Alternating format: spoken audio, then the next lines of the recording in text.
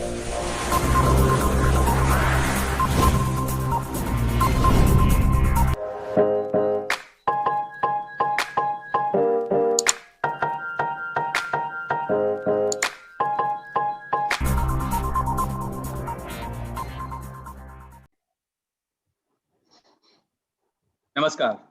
आप देख रहे हैं मुद्दे की बात अरुणेश कुमार के साथ। और आज का हमारा जो मुद्दा है वो ये है कि हमारे देश में अपराध होते हैं, अपराधी होते हैं, लेकिन उन पर रोक नहीं लग पाती है। न तो अपराधियों पर अंकुश लग पाता है, न तो अपराध पर अंकुश लग जाता है, क्योंकि उनको जाति और धर्म से जोड़ दिया जाता है।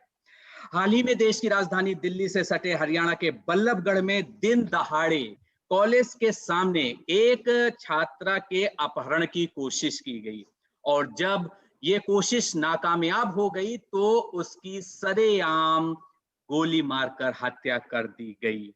और दरअसल ये सिर्फ एक छात्रा की मौत नहीं है, ये एक छात्रा की हत्या भर नहीं है, ये उन सपनों की हत्या है जिनके बलबूते देश का सुनहरा भविष्य स्थापित होता है। और इससे भी दुर्भाग्यजनक बात यह है कि यही छात्रा, जिसका नाम निकिता बताया जाता है, इस छात्रा ने 2 साल पहले 2018 में इसी आरोपी लड़के के खिलाफ एफआईआर दर्ज कराई गई थी, और उस दौरान भी पुलिस ने कुछ खास कार्रवाई नहीं की और पंचों के माध्यम से मामले को रफा दफा कर दिया गया। तो ऐसे में सवाल ये उठता है कि बहुत से ऐसे लोग हैं जो ये कह रहे हैं कि दरअसल इस मामले पर आरोपी मुस्लिम है और पीड़ित हिंदू है, तो हिंदू मुस्लिम वाला एंगल आ गया है। वैसे ही कुछ समय पहले आपने हाथरस में देखा है कि हाथरस में किस तरीके से दलित का एंगल आ गया। तो आज हम अपने इस कार्यक्रम मुद्दे की बात में यह बात करने वाले हैं कि आखिरकार हमारे समाज में, हमारे सिस्टम में, हमारे देश के कुछ नेताओं की, कुछ मीडिया वालों की सोच में बदलाव कब आएगा, जब वो अपराध और अपराधी को जाति और धर्म से नहीं जोड़ेंगे। क्या ऐसा हो पाएगा? इस पर बात करने के लिए हमारे साथ बेहद खास मेहमान जुड़े हुए हैं। हमारे साथ जुड़े हुए हैं वरिष्ठ पत्रकार निमिष कुमार जी, और सामाजिक कार्यकर्ता गरिमा ठाकुर जी, और मीडिया समीक्षक नवीन चंद्रा जी हैं, और उभरते हुए हमारे एक मीडिया पत्रकार हैं अखिल रंजन। और इन सब के अलावा महिलाओं से जुड़े मुद्दों पर विशेष जानकारी रखने वाली आरती राणा भी हमारे इस कार्यक्रम में जुड़ चुकी हैं। तो सबसे पहले आपसे ओपनिंग रिमार्क्स लेते हैं 30 सेकंड्स में, इसके बाद हम डिबेट को ओपन करेंगे और लास्ट में क्लोजिंग रिमार्क्स लेंगे। हम आपसे ये जानना चाहेंगे निमिष जी कि जिस तरीके से हरियाणा की जो बल्लभगढ़ की घटना है, इसको लेकर के आपके ओपनिंग रिमार्क्स क्या हैं? क्या ये सिस्टम की नाकामी है, या फिर हमारे देश में जो सोच है तथाकथित कुछ लोगों की, जो हर अपराध को जाति और धर्म से जोड़ देते हैं, उनकी सोच पर बदलाव कैसे आएगा? निमिष जी। देखिए, इसमें सबसे बड़ी प्रॉब्लम ये है कि जब भी ऐसे मामले आते हैं अपराध के, तो 2 बातें हैं। एक तो हमारा पॉलिटिकल सिस्टम, जो हमारी राजनीति, जो लोग राजनीति में पीछे छूट रहे हैं, वो ऐसे मामलों को इनकैश करने की कोशिश करते हैं। और दूसरा जो मैं आपको बताऊँ, वो है विदेशी मीडिया या उससे फंडेड हमारे देश का जो मीडिया संस्थान है, या जो जर्नलिस्ट हैं, जो फॉरेन मीडिया और फॉरेन एजेंसियों से जिन्हें फंड मिलता है, वो असल में ये सारी चीज़ें क्रिएट करते हैं। फॉर एन एग्ज़ाम्पल मैं आपको बता दूँ कि जैसे अभी रिसेंटली कल की खबर थी कि फेसबुक की पब्लिक पॉलिसी हेड ने अपने पद से इस्तीफा दिया, और उसके लिए वॉल स्ट्रीट जर्नल और टाइम जैसी मैगज़ीन्स ने प्रॉपर कैंपेन चलाई थी, क्योंकि उनका आरोप था कि ये राइट विंग की पार्टी, मतलब नरेंद्र मोदी और बीजेपी उनके फेवर में है। यदि बीजेपी का कोई कार्यकर्ता या समर्थक मुस्लिमों के लिए कुछ कमेंट्स कर रहा है, तो फेसबुक जो है वो उन्हें बैन नहीं करता। फेसबुक ने कहा ये हम सबके लिए ओपन है, यदि मुस्लिम हिंदू के लिए करेगा तो हम उसे बैन नहीं करें, लेकिन हिंदू यदि कोई बीजेपी का कार्यकर्ता किसी मुस्लिम या ओबीसी के लिए कुछ करता है तो उसे बैन कर दिया जाए।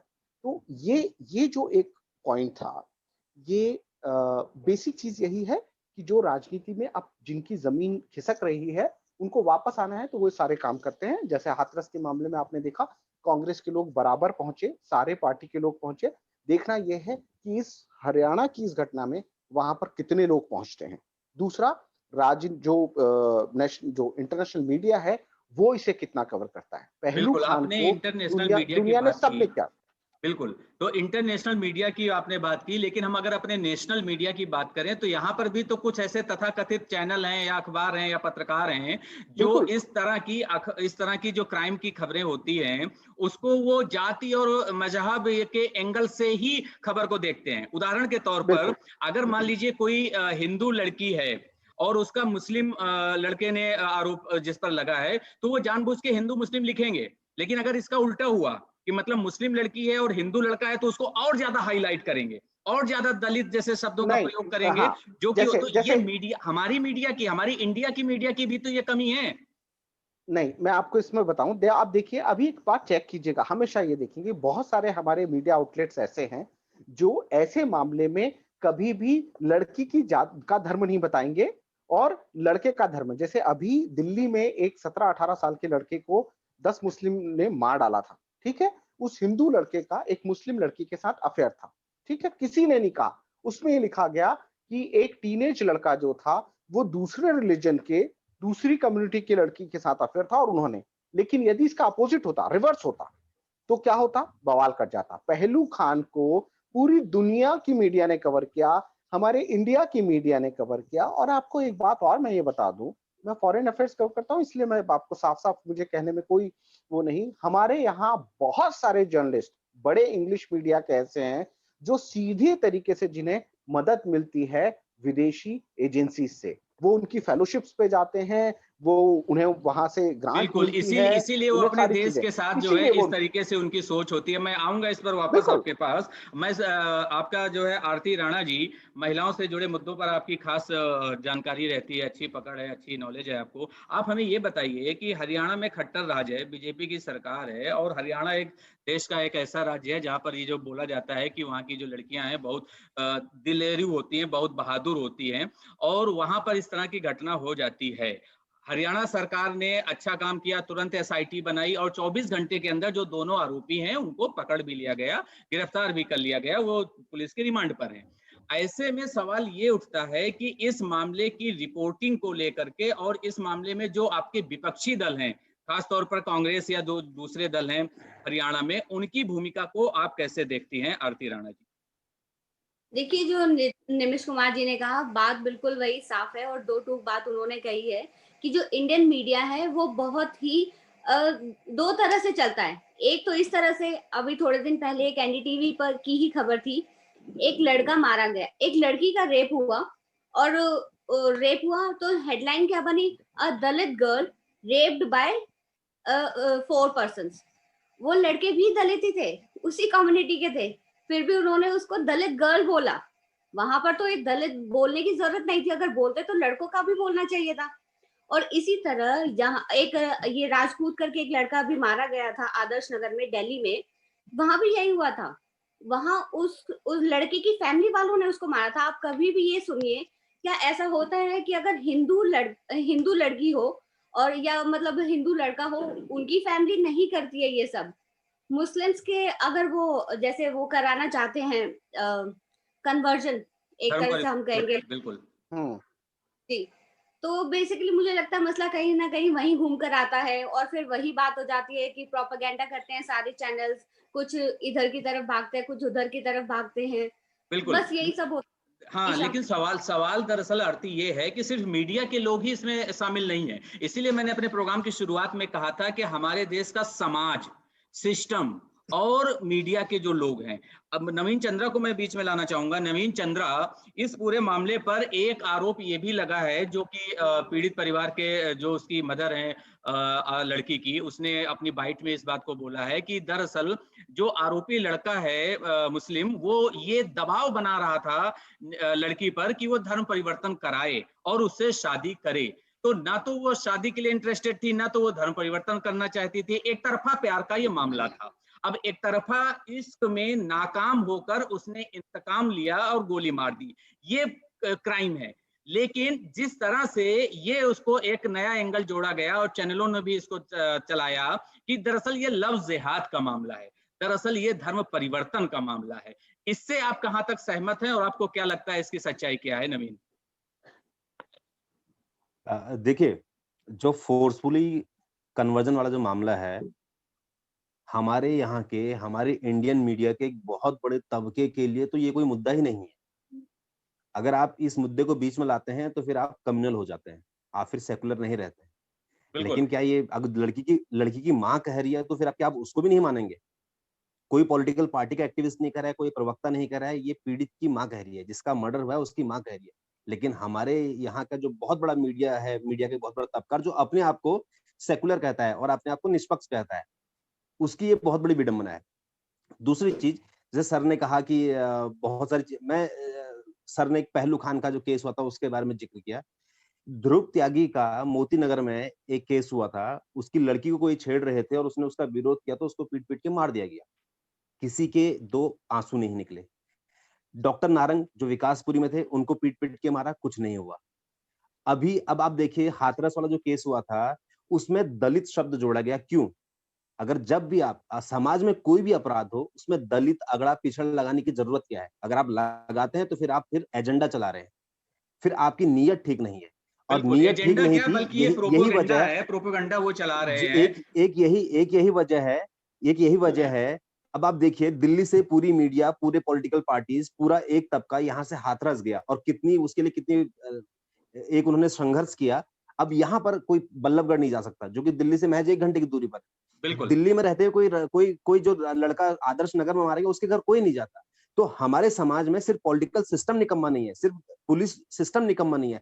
बहुत हद तक मीडिया और बहुत हद तक लोगों में भी निकम्मापन है। हम एक किस्म की घटना के प्रति ही आवाज़ उठाते हैं, दूसरे पे हम खामोशी इख्तियार कर लेते हैं। ये हमें बिल्कुल। अपने गिरेबान में झाँकने की ज़रूरत है। इसीलिए मैंने आज इस मुद्दे को चुना है कि दरअसल अपराध कोई भी हो, अपराधी कोई भी हो, उसको उसकी अपराध और अपराधी की जो भी उसने काम किया है, उसको कानून की नज़र से उसके सख्त सज़ा होनी चाहिए। उसको लेके दोहरे मापदंड बिल्कुल, नहीं होने चाहिए। लेकिन हमारे नहीं होने समाज चाहिए, में है, बिल्कुल सही। हमारे सिस्टम में है, हमारे देश की राजनीतिक पार्टियों के कुछ नेताओं में है। इस पर मैं अखिल रंजन का भी बीच में लाऊँगा। अखिल रंजन, आप एक पत्रकार हैं, धीरे-धीरे मुद्दों को समझ रहे हैं, तो आपको क्या लगता है ये दोहरे मापदंड क्यों हैं?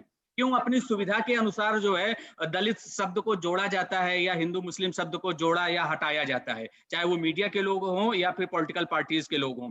यानी एक बड़ी पार्टी की, देश की सबसे बड़ी पुरानी पार्टी है, वहां के जो युवराज हैं और उनकी बहन है, वो हाथरस तो चली जाती हैं, लेकिन उनकी ही सरकार राजस्थान में है और राजस्थान में भी वैसे ही घटना होती है और वहां पर सहानुभूति के 2 शब्द नहीं निकलते और वहां पर जाकर के वो कोई पीड़ित परिवार को आश्वासन नहीं देते। तो इस तरह के दोहरे मापदंड क्यों हैं अखिल रंजन? सर ये तो बहुत ही बड़ी विडंबना है हमारे समाज की कि यहाँ पे ऐसे-ऐसे केस हो रहे हैं और इस पे जितनी भी पॉलिटिकल पार्टी हैं वो कुछ फैसला लेने के बजाय अपनी राजनीतिक रोटियाँ सेक रही हैं और केवल पॉलिटिकल पार्टीज़ ही नहीं, यहाँ पे सर पुलिस प्रशासन को ले लें या आम इंसान को भी ले लें, तो वो लोग केवल आजकल क्या होता है सर कि वो लोग केवल स्टेटस लगाते हैं, कोई उस पे बात नहीं होती और ये जो मुद्दे हैं, ये सब इंसान की पहले सोच में होता है। अगर वो सोच वो रियलिटी में रखे, तो ऐसे अपराध करने पे उतारू हो जाता है। तो सर ये हमारे समाज की कह लें, हमारे पुलिस प्रशासन की कह लें, सबकी ये कहीं न कहीं गलती है और हमारे मीडिया हाउसेस की भी गलती है कुछ तरह से कि ये लोग जो अपराधियों के जात से रिलेट करते हैं, कास्ट से बिल्कुल। रिलेट करते हैं, रिलिजन से रिलेट करते हैं। ऐसा नहीं होना चाहिए। नहीं होना चाहिए, एक आदर्श स्थिति यही है। गरिमा ठाकुर को मैं डिबेट में भी लाना चाहूँगा। गरिमा, आप सामाजिक कार्यकर्ता हैं, समाज को अच्छे से समझती हैं। आप हमें ये बताइए कि हमारे समाज में प्यार करना कोई गुनाह नहीं है। अब तो एलजीबीटी को लेकर के भी सुप्रीम कोर्ट ने कह दिया है कि क्रिमिनल ऑफेंस नहीं है। लेकिन जो हमारे समाज में होता है प्यार के नाम पर, जहाँ पर एक ज़बरदस्ती होती है, एक तरफ़ा प्यार होता है, किन्हीं भी 2 लोगों के बीच में हो, किसी भी 2 जाति से संबंध रखने वाले या 2 धर्मों से संबंध रखने वाले लड़के और लड़कियों के प्रति हो। अगर लड़की ने मना कर दिया, तो उसको क्या आप गोली मार देंगे? अगर लड़की ने मना कर दिया, तो क्या आप उसके ऊपर तेजाब फेंक देंगे? इस तरह की हमारे समाज में जो घटनाएँ हो रही हैं, ये क्यों हो रही हैं? और इन पर रोक कैसे लगाई जा सकती है, गरिमा? तो जैसा कि आप बोल रहे हैं कि हमारे यहाँ एक तो पॉलिटिकल प्रेशर जिस तरीके से बनाया जाता है हमारी पुलिस पे, उसको देखते हुए बहुत ही हमारा सिस्टम जैसे कि कॉन्स्टिट्यूशन के बेस पे तो चल ही नहीं रहा है, सिर्फ जाति के बेस पे ही चल रहा है कॉन्स्टिट्यूशन। जहाँ अगर दलित हैं तो दलित को माप दिया जाता है, ठाकुर पंडित को माप दिया जाता है। लेकिन इससे हमारा सिस्टम कॉन्स्टिट्यूशन के तो उसपे बेसिस पे चल ही नहीं रहा है ना बिल्कुल। और इसको देखते हुए अगर जैसा कि देखा जाए उनकी माताजी ने बोला है, निकिता जी की, कि 2 साल पहले कई एक्शन लिए थे उन्होंने, एफआईआर प्लेस की थी, सब कुछ किया था। अगर वहाँ पे जैसा कि पॉलिटिकल प्रेशर ना आता और उस पर सीरियस लीगल सर्विसेज की कार्रवाई ली गई होती अगर, तो क्या हमारे यहाँ आज ये जो हुई है हत्या एक तरीके से कि तो ये मुझे नहीं लगता कि आगे शायद बढ़ सकती। बिल्कुल। तो यहाँ पर निमिष जी आप ये बताइए कि सरकार ने एसआईटी की बना दी है, स्पेशल इन्वेस्टिगेशन टीम बना दी है और यहाँ पर जो है इसके बाद जांच होगी, कोर्ट में केस चलेगा, लंबा समय लगेगा, ठीक है ना? इसके बाद भी उसको उम्र कैद होती है या नहीं होती है, या वो बच जाएगा बड़े बड़े वकील करके, क्योंकि इसका एक पॉलिटिकल कनेक्शन भी सामने आ रहा है। सवाल ये है कि जो आरोपी लड़का है वो उसके अपने कजिन में जो है कोई चाचा है या क्या है मुझे उतनी जानकारी नहीं है, लेकिन उनके रिश्तेदार में कांग्रेस से उनका बहुत पुराना कनेक्शन है। ऐसे में आपको क्या लग रहा है कि कांग्रेस इस मामले पर आरोपी को लेकर सहानुभूति दर्ज कराएगी या उसको बचाने की कोशिश करेगी? निमिष जी। देखिए ये पॉलिटिकल ये सब सारी जो भी चीजें होती हैं, किसी लड़के ने यदि इतनी हिम्मत की है तो ऑब्वियस है कि उसके पीछे उसको पॉलिटिकल पावर था, इसलिए वो इतनी हिम्मत कर पाया है। और आपने जो पिछला सवाल पूछा मैं उसके बारे में एक चीज ऐड करना चाहता हूँ। पार्लियामेंट में लास्ट ईयर जब हम लोग कवर कर रहे थे तो एक बार सभी सांसद खड़े थे, तब यही इसी प्रकार की घटना को लेकर बात शुरू हो रही थी। मैंने उनसे ये कहा कि आप लोग क्यों नहीं ये बात करते जब आपको मालूम होगा जया बच्चन जी ने एक बड़ा विवादित बयान दिया था, जी। है ना? कि गोली मार दो, फांसी पे चढ़ा दो, मतलब उस समय बड़ा पूरे देश में हंगामा मचा हुआ था। तब हम लोगों ने सिर्फ मैंने एक बात रखी थी सबके सामने कि क्यों नहीं आप इसमें फाइनेंशियल कंपोनेंट जोड़ते हैं। मतलब यदि किसी ने अपराध किया है तो आप उस पर बड़ा जुर्माना लगाइए, मतलब आप उसकी प्रॉपर्टी सीज करिए। मैं आपको एक एग्जांपल देता हूं, इंडिया में हो रहा है ये। लखनऊ में पत्थरबाजी की घटनाएं शुरू हुई। जिस लड़के ने सबसे पहले पत्थर चलाए थे, 7 बजे उसने पत्थर चलाकर वो 7-8 बजे शाम तक हुआ और सुबह 3:30 बजे एक तहसीलदार ने, जो एग्जीक्यूटिव मजिस्ट्रेट होता है, उसने उसकी दुकान जो थी, जिसमें वो जो उसके घर की दुकान थी, जिसमें वो पैसा कमा रहा था और जिसके कारण वो पत्थर चला रहे थे, उसको सील कर दिया और उसको कुर्क करने के आदेश लगा दिए। हालत ये हुई कि उस लड़के के जो दूसरे भाई थे, उनकी बीवियों ने उसकी पत्नी की पिटाई कर दी कि तेरे पति के कारण हमारी सबकी रोजी रोटी खत्म हो गई। ठीक, बिल्कुल। यही हालात कश्मीर में पत्थर क्यों नहीं चल रहे हैं? क्योंकि कश्मीर में पत्थर इसलिए नहीं चल रहे। आज एनआईए ने कार्रवाई की है, कल भी एनआईए ने कार्रवाई की है, क्योंकि वहां पर पत्थर फेंकने के बच्चों को 250 से 450 रुपए दिए जाते थे और जो सुपरवाइजर होते थे, मतलब जो पत्थरबाज सीनियर हो जाते थे, उन्हें सुपरवाइजर बना दिया जाता था, टीम लीडर, और उनका रेट जो था वो 750 से 950 के बीच में था। तो ये सारी चीजें, जैसे शाहीन बाग प्रायोजित था, फंडिंग हो रही थी, प्रॉपर पैसा मिलता है। और मैं बार बार कहता हूं, मैं ओपनली ये कह रहा हूं कि इसके लिए सीआईए पैसा देता है, आपके यहाँ आईएसआईएस का पैसा आता है, इसमें सभी जगह का पैसा आ रहा है। एक और घटना आपको बता दूं, ब्रूनेई के, ये आईबी की रिपोर्ट थी जो मीडिया में कहीं नहीं चली क्योंकि सब डर गए थे, सारे बड़े लोग। ब्रूनेई के सुल्तान ने केरल में 6000 मस्जिदों के लिए पैसा दिया था और वो पैसा जकात जो उनका निकाला जाता है वो था। आप जानते हैं ब्रुनेई का सुल्तान एक समय दुनिया का सबसे अमीर आदमी कहा जाता था। वो सोने के महल में रहता है, आज भी सोने की गाड़ी में चलता है, उसका टॉयलेट सोने का है।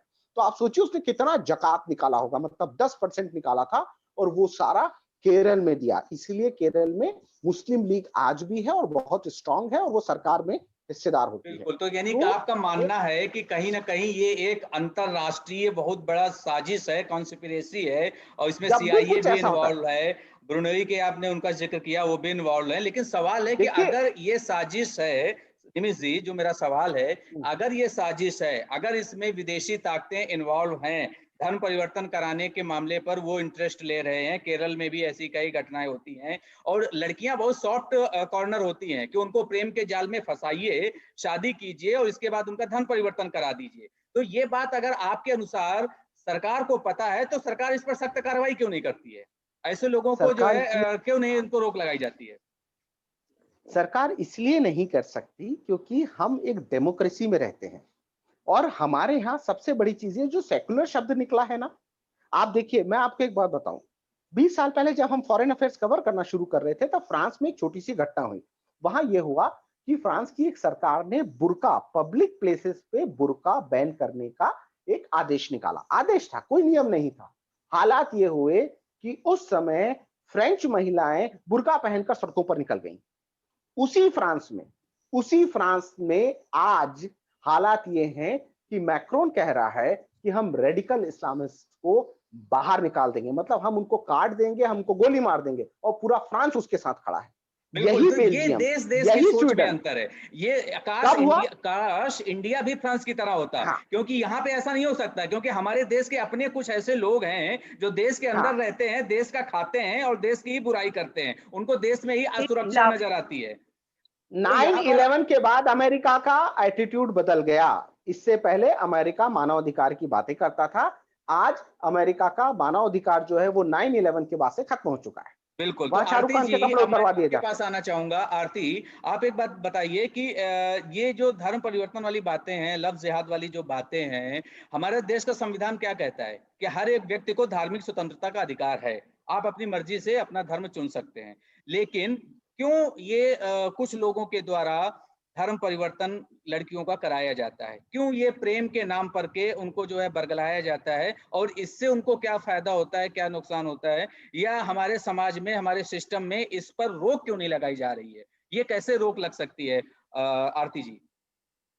देखिए, मैं तो साफ साफ ये कहूंगी, ये रोक सिर्फ तब लग सकती है जब हम अपना सेक्युलर शब्द अपनी डिक्शनरी से निकाल दें और हम अपने घर वालों को, अपने बच्चियों को ये सिखाएं कि बेटा सेक्युलरिज्म आज के दिन कुछ नहीं होता है। आप ये देखो, अगर बाय चांस, मैं ये नहीं कहती 100% मुस्लिम जैसे होते हैं, लेकिन अगर आप इस तरह से किसी के साथ इन्वॉल्व होंगे तो आपके साथ कुछ भी हो सकता है। आप सोचिए समझिए, हो तो किसी के साथ भी सकता है, लेकिन मुझे लगता है मुस्लिम के साथ ये बहुत ज्यादा पॉसिबिलिटी है, क्योंकि जितने भी ऐसे केसेस आते हैं वो लव जिहाद के ही आते हैं। बिल्कुल। और लव जिहाद के मामलों पर बाद में उस लड़की की हत्या कर दी जाती है जो धर्म परिवर्तन नहीं करती है। तो नवीन चंद्रा, आप बताइए, निमिष जी ने एक उदाहरण दिया रिसेंटली फ्रांस का, और फ्रांस में जो अभी वहाँ के मैनुअल मैक्रोन ने किया है, प्रेसिडेंट जो वहाँ के, उसको लेकर के उनके देश में तो उनको सपोर्ट मिल रहा है, उनके जो विपक्षी दल है वो भी उनके सपोर्ट में है कि ये रेडिकल इस्लामिक जो है, ये कट्टरवाद है, ये खत्म होना चाहिए। लेकिन जो दूसरी मुस्लिम कंट्रीज हैं, चाहे वो पाकिस्तान की बात कर लें या यूएई की बात कर लें, इन लोगों ने फ्रांस के खिलाफ एक तरह से मोर्चा खोल दिया है। अब मेरा सवाल इन सबसे हटके है, क्योंकि मैं उसको अपनी इंडिया से रिलेट करके आपसे सवाल करूंगा। आपको क्या लगता है कि इस तरह के कट्टरवाद पर हमारे देश में कैसे रोक लग सकती है, और क्या वर्तमान सरकार में और हमारे सिस्टम में इतना साहस है कि इस कट्टरता का जो है जवाब दिया जा सके और इसको रोका जा सके? नवीन चंद्रा।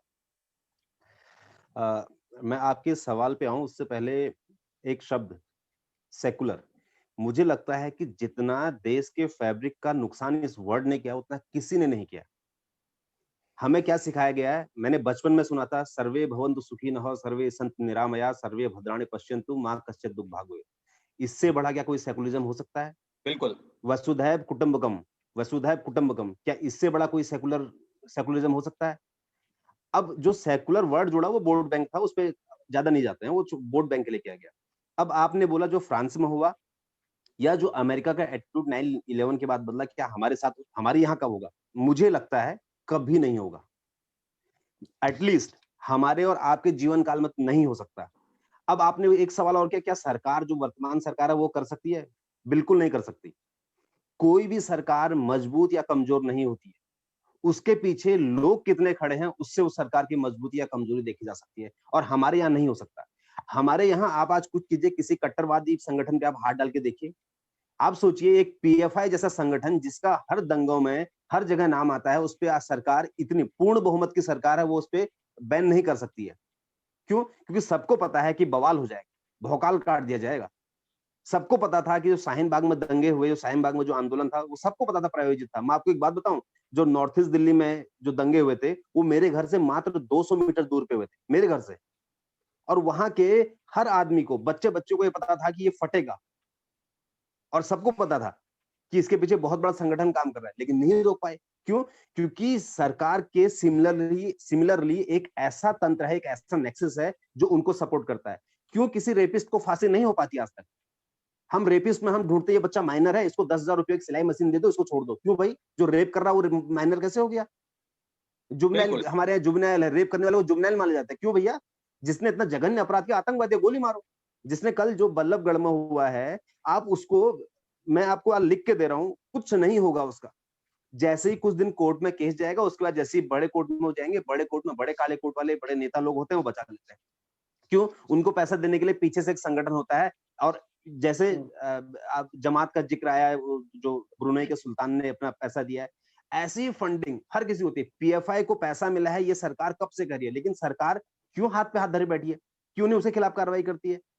और ये हर दंगों में हमारे यहाँ पे, इसलिए हमें, हमारे यहाँ दंगों की पृष्ठभूमि में ऐसा होता है नवीन चंद्रा, आप बहुत बड़े आरोप लगा रहे हैं कि मुझे लगता है कि हमारे देश की जो अभी वर्तमान में सरकार है, ये बहुत साहसी सरकार है। 370 का उदाहरण हमारे पास सामने है। 370 हटाने की बात जो है, किसी पूर्ववर्ती सरकार ने केवल सोचा, करके नहीं दिखाया, जबकि इस सरकार ने करके दिखाया। तो वो मुझे लगता है साहस की बात है। हाँ, ये आपका तथ्य सही है कि अगर ऐसा सरकार कुछ करना चाहे भी तो उसके खिलाफ कितने लोग खड़े हो जाएंगे, कितने जो है सो कॉल्ड जो सेकुलरिस्ट अपने आप को कहते हैं, वो अवार्ड वापस करने लग जाएंगे या मोमबत्ती जलाने लग जाएंगे। तो ऐसे में सरकार क्या करे?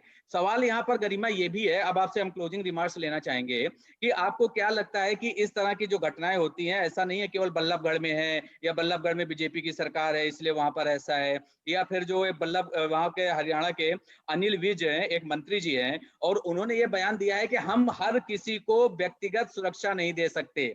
और ये बात सच भी है, हालांकि उनके बयान की आलोचना हो रही है, लेकिन हमारे देश का जो पुलिस सिस्टम है, पुलिस का स्ट्रक्चर है, और एक पुलिस कमीशन में बना हुआ है जिसमें सुधार की बहुत सारी जो है एक कमेटी का गठन किया गया था, और उसकी सिफारिशें आज तक धूल फांक रही हैं, कहीं कुछ नहीं हो रहा। तो ये बात तो संभव है कि सरकार हो या पुलिस हो, वो हर एक लड़की को एक पर्सनल बॉडीगार्ड या एक सिपाही नहीं दे सकती है। ऐसे में समाज को खुद जागरूक होना पड़ेगा, लड़कियों को खुद जागरूक होना पड़ेगा कि वो इस तरह के प्रेम के प्रस्ताव को ना माने या धर्म परिवर्तन ना कराएं। तो क्लोजिंग रिमार्क्स में आपसे गरिमा मैं ये जानना चाहूंगा, अब आपको क्या लगता है कि बल्लभगढ़ वाले इस केस में, जैसा कि नवीन का आकलन है कि आने वाले समय में ये केस रफा दफा हो जाएगा, आरोपी छूट जाएंगे, आपको क्या लगता है कि इस मामले पर आरोपियों को सख्त सजा कानून के मुताबिक हो पाएगी या नहीं? गरिमा। सख्त सजा तो बिल्कुल होगी, क्योंकि आजकल इतना जनता का ही प्रेशर रहता है कि उसको केस को तो नहीं दबने लगा। जैसे अभी दिल्ली का निर्भया केस देखा गया था कि उसको दबने नहीं दिया गया था किसी भी तरह, जब तक वो फांसी तक नहीं पहुंच गए मुझे, तब तक उसके पीछे ही लगे रहे। इसलिए केस दबना तो मुश्किल है। अब देखिए आगे क्या होता है, फिर बाकी तो पॉलिटिकली केस दबना मुश्किल है, लेकिन मीडिया अगर एक्टिव रहेगा, क्योंकि जिस समय जो घटना घटती है उस समय मीडिया हाईलाइट करता है, और इसके 2 महीने बाद, 4 महीने बाद, 6 महीने बाद मीडिया भूल जाता है। अखिल, मैं आपके पास आना चाहूंगा। तो मीडिया जी अखिल, आपके क्लोजिंग रिमार्क्स क्या हैं कि इस केस के बाद क्या आरोपी को सजा मिल पाएगी या फिर उनको जमानत मिल जाएगी? और इससे भी बड़ा सवाल कि आप क्या देखते हैं, जो कि नवीन चंद्रा ने बड़े ही स्पष्ट शब्दों में कहा कि हमारे और आपके जो जीवन काल में हमें ऐसा नहीं लगता कि इस तरह के अपराध को जाति धर्म से नहीं जोड़ा जाएगा, हमेशा जोड़ा जाएगा, क्योंकि वो जो है कहीं ना कहीं वोट बैंक से जुड़ा हुआ मामला है, राजनीतिक पार्टियों की जो स्वार्थ जुड़े हुए हैं उससे। तो अखिल रंजन, आपसे क्लोजिंग रिमार्क्स में क्या इस मामले में आरोपियों को सजा हो पाएगी? दूसरा, भविष्य में इस तरह की घटनाएं ना हो, इसके लिए क्या सरकार और सिस्टम, पुलिस वाले जो हमारे सिस्टम है, उस पर क्या कोई असर पड़ेगा? सर, रही बात इनको सजा होने की, तो सजा तो जरूर होगी, और हमारा अगर चौथा स्तंभ जो कि मीडिया है वो एक्टिव है, तो वो सजा तो जरूर दिला के रहेगा, और पुलिस प्रशासन थोड़ी और सख्ती दिखाए तो सजा तो जरूर होगी इनको। और रही आगे आने वाले समय में इस तरह की घटना को अंजाम दिया जाएगा कि नहीं दिया जाएगा, सर इसके लिए तो सरकार, पुलिस प्रशासन और मीडिया सभी को एक ठोस कदम उठाना पड़ेगा कि इन जैसे अपराधियों को एक। जी, आपकी नेटवर्क में शायद प्रॉब्लम आ गई है, आवाज क्लियर नहीं आ रही। निमिष जी, निमिष जी, आपके क्लोजिंग रिमार्क्स क्या जी। हैं? आप क्या देखते हैं इस बल्लभगढ़ वाले केस का फ्यूचर क्या देखते हैं? क्योंकि जो आरोपी के माँ हैं और जो उनके रिलेटिव्स हैं, उन्होंने कहा है कि जिस तरह से हमारी बेटी को खुलेआम गोली मार दी गई है, उसी तरीके से जो आरोपी लड़का है, उसको भी खुलेआम गोली मारनी चाहिए। जब तक हमें ऐसा नहीं मिलेगा, तब तक हम इसको न्याय नहीं मानेंगे। अब आपको क्या लगता है कि इस मामले पर क्या होगा? देखिए इस मामले पर तो मैं खुद आपसे ये कह रहा हूँ कि ये वैसा नहीं हो सकता जैसा हैदराबाद में हुआ था, बिल्कुल, जिसमें एक डॉक्टर जो थी, एक वेटरनरी उसको उसके साथ हुआ और उसके बाद वहाँ एक बड़ा उन्होंने कदम उठाया। ये बात अलग है कि बाद में उन्हीं पुलिस अधिकारियों के खिलाफ राज्य मानव अधिकार आयोग ने कंप्लेंट उसकी रिसीव की और उस पर उनकी जाँच चल रही है।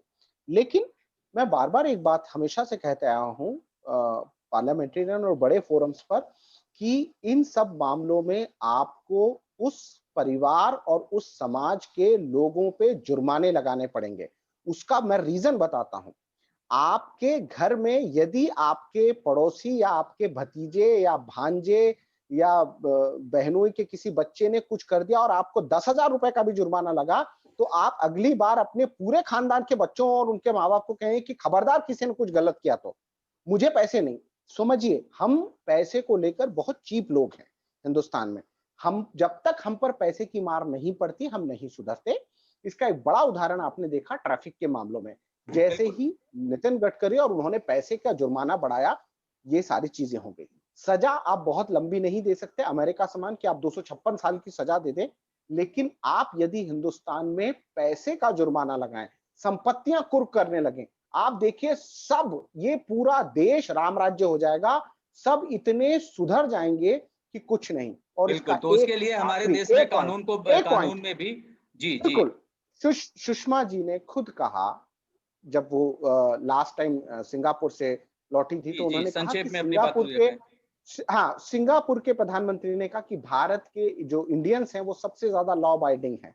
क्यों है? क्योंकि वहां पर छोटी सी आपने यदि एक बॉटल भी फेंक दी तो आपको $200 का जुर्माना होता है जो हजारों में आता है।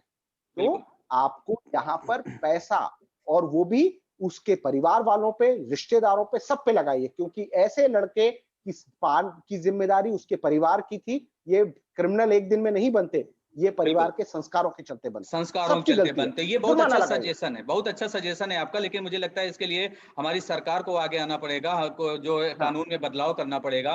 कोर्ट के जो जो जज हैं, उनको भी आगे आना पड़ेगा क्योंकि इस तरह के अपराधियों पर रोक लगनी चाहिए, अपराध पर लगाम लगनी चाहिए। आरती राणा जी, आपके क्लोजिंग रिमार्क्स क्या हैं? मैं यही कहूंगी कि सख्त से सख्त सजा अगर इस केस में दी जाए और हमारे यहाँ यूनिटी होनी बहुत जरूरत है, यूनिटी की बहुत ज्यादा जरूरत है। अगर किसी मुस्लिम लड़की के साथ ऐसा होता है, मुस्लिम लड़के के साथ ऐसा होता है तो लोग सड़कों पर निकल आते हैं, दंगे हो जाते हैं। लेकिन आज ये बताइए फरीदाबाद में कितने लोग हैं, उस परिवार के साथ कितने लोग हैं? तो ये हमारे नहीं है समाज ये। की गलती है ना। ये आपको लगता है कि बदलाव हो पाएगा? हमारे समाज के लोग इस तरह के अपराध और अपराधियों के खिलाफ एकजुट हो पाएंगे? आपको लगता है कि ऐसा हो पाएगा? क्योंकि सेकुलरिज्म पर सियासत होने लग जाती है। जी, बिल्कुल, यही तो प्रॉब्लम है हमारे समाज की। ये तो हमारे समाज को ही समझना पड़ेगा कि हमें किस सिचुएशन में किस तरह रिएक्ट करना चाहिए, तो ताकि ये इस तरह की कैसे घटनाएँ। बदलाव आएगा? सवाल यही है आरती, कि बदलाव कैसे आएगा?